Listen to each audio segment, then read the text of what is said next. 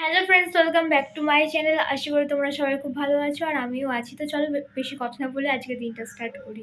আর আজকে সকাল থেকে এত গরম কি বলবো। আর যাই হোক, এই গরমের মধ্যে আমি এখন যাবো রান্না করতে নিচে।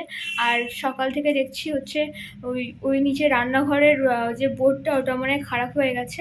ওইখানকার যে কটা লাইট, ফ্রিজ, মানে যে যে কানেকশানগুলো ছিল কিছুই চলছে না।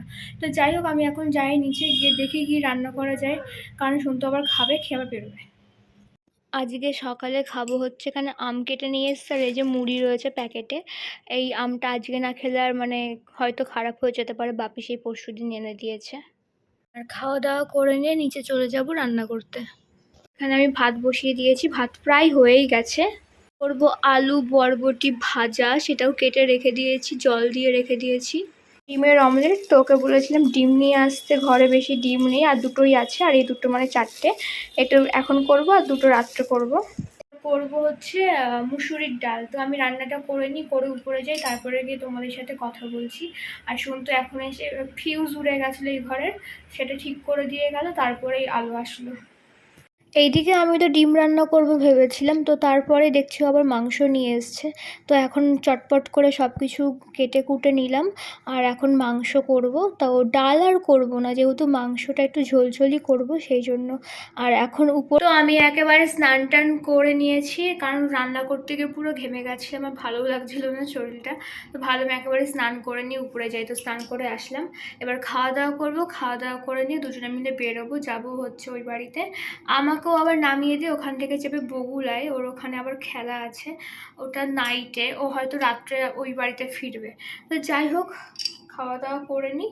ও স্নানে গেছে, আর স্নান করে আসলেই খাওয়া দাওয়া করবো, করে নিয়ে রেডি হয়ে বেরোবো। বেরোনোর সময় তোমাদের সাথে আবার দেখা হচ্ছে।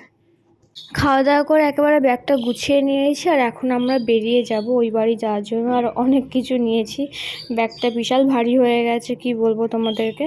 তো আমরা এখন বেরিয়ে পড়েছি, আর বেরোনোর সঙ্গে সঙ্গে বৃষ্টি চালু হয়ে গেছিলো বলে আমাদেরকে এক জায়গায় দাঁড়াতেও হয়েছিল। তো বৃষ্টিটা কমার পরে আমরা আবার বেরিয়ে পড়লাম। আর প্রায় সন্ধে সন্ধে হয়ে গেছে। সন্তু আমাকে দিয়ে আবার যাবে হচ্ছে, ওর খেলা আছে বগুলায় যেতে হবে।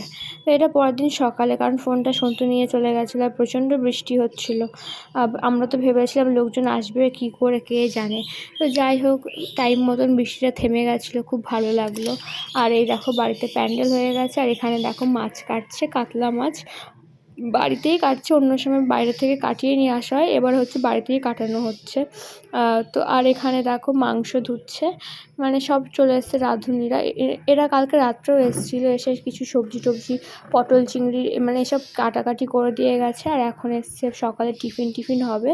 আর ওই যে সবুজ রঙের যে জামা পরে লোকটা বসে রয়েছে, উনি হচ্ছে আসল রাঁধুনি। এখানে এখন পায়েসটা বল, আমার দাঁত আর বেরোচ্ছে না বিমনি, বল। দাঁত দেখাচ্ছে। হ্যাঁ, আমার না খেলে হবে, এখন অসুবিধা নেই। ও যাবে একটা দুটো আসছে। দাঁত দেখিয়ে দাও, আমার দাঁত দেখিয়ে দাও, দাঁত দেখিয়ে দাও। দেখাবে না,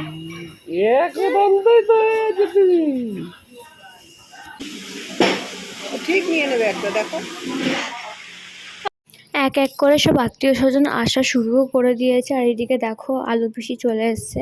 আলু পিসি এখন হচ্ছে ওকে একটু লুচি খাইয়ে দিচ্ছে, আর গুলুও খেতে বসে পড়েছে। সন্তু এখন খেতে দিচ্ছে, আর গুলুর তো মানে তর সইছে না, নিজের খাবার নিজেই নিয়ে নিচ্ছে।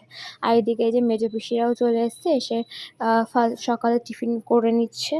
আর তারপরে আরও সব এক এক করে আসছে, অনেক মানে কি বলবো। আর এই যে এখন দেখো ছোটোটার হাতে একটা লুচি ধরিয়ে দেওয়া হয়েছে, ও সেটা বসে বসে একা একাই খাচ্ছে। আর এদিকে আমি মায়ের জন্য একটু চা বসিয়েছি, মা সকাল থেকে চাও খাইনি। আর এখানে আমি আমার খাবারটা ঘরে নিয়ে চলে এসেছি, আমি আর বাইরে বসে খেলাম না সবার মাঝখানে। তো এখানে আমি একা একাই রান্নাঘরে বসে বসে খাচ্ছিলাম, আর বাইরের দিকটা দেখছিলাম। এখান থেকে যেখানে রান্না হচ্ছিলো রান্নার জায়গাটা দেখা যাচ্ছিলো। তো ওগুলো দেখছিলাম আর খাচ্ছিলাম এখানে বসে বসে একা একাই। আর সবাই বলল আমাকে ঘরে গিয়ে খেতে, বাইরে সবার সামনে খেতে না, সেই জন্য। তো যাই হোক, বেশ সুন্দর হয়েছিল লুচি আর ছোলার ডাল হয়েছিল সকালবেলা, খুব সুন্দর হয়েছিল। আর এখন স্নান টান করে উপরে চলে আসলাম, রেডি হব। আর এদিকে আমার শরীরটাও খারাপ করছে।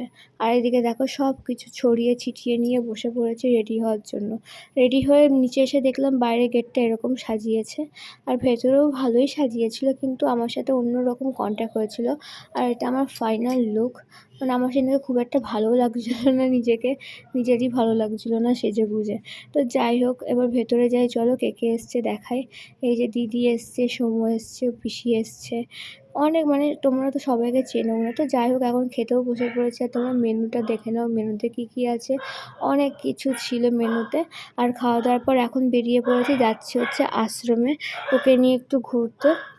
আমাদের এখানে অনেকগুলো আশ্রম আছে। তো এখন আমরা একটু যাচ্ছি আশ্রমে, একটু হচ্ছে মিষ্টি দিয়ে আসতে, মিষ্টি এসব দিয়ে আসবো, আর হচ্ছে একটু পুচকিকেও একটু ঘুরিয়ে নিয়ে আসবো আশ্রম থেকে।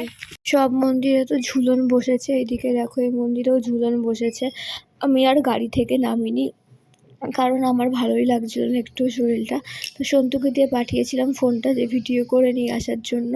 আর এখানে আসা হয়েছিল তার কারণ হচ্ছে মিষ্টি দিতে এসেছিলাম প্রত্যেকটা আশ্রমে। আর এখানে হচ্ছে ক্যামেরাম্যানও নিয়ে এসেছিলাম, তো বৌদিরা একটু ফটো তুলে নিল ঠাকুরের সাথে। এই যে বিশ্বজিৎকে নিয়ে আসা হয়েছিল, মানে ওকে বুক করা হয়েছিল জন্মদিনের জন্য। তো যাই হোক, আমি আর আসিওনি, আমি দেখতেও পারিনি।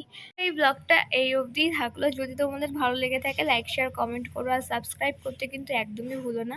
দেখা হবে কালকে আবার নতুন একটা ফ্রেশ ব্লগ নিয়ে। আজকের মতন টাটা।